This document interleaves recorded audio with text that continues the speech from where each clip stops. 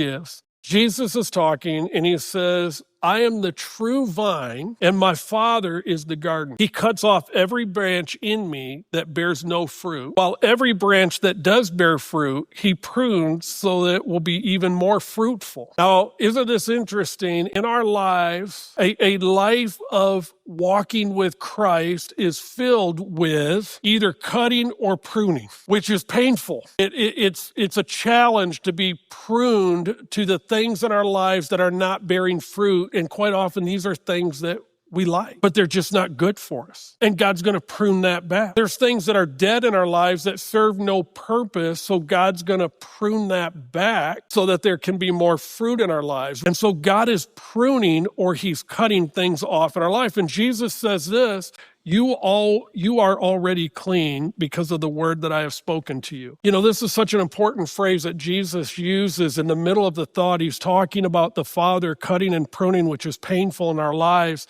But then he says, I'm doing this. He goes, you're already clean because of the word I spoke over you, meaning this. Everything that he's saying in this dialogue has nothing to do with salvation. He goes, you're already saved. So what I'm trying to do is to show you how to live a fruitful life, because many times we try to earn our salvation through our works. We try harder at giving up things that aren't good for us, and we're trying to earn something that has already been given to us, and that's the love and the salvation of Christ. So Jesus is going, look, this is going to be hard work, but you're not working for your salvation. You're working for the faithfulness of God to shine through you in your life. Does that make sense? It's an important point that this whole context, you're saved through the word. You're saved through faith, but we're called to grow in that faith and produce fruit. So he makes this very clear in this one statement. You are already clean because of the word I've spoken to you. Remain in me, and I'll also remain in you.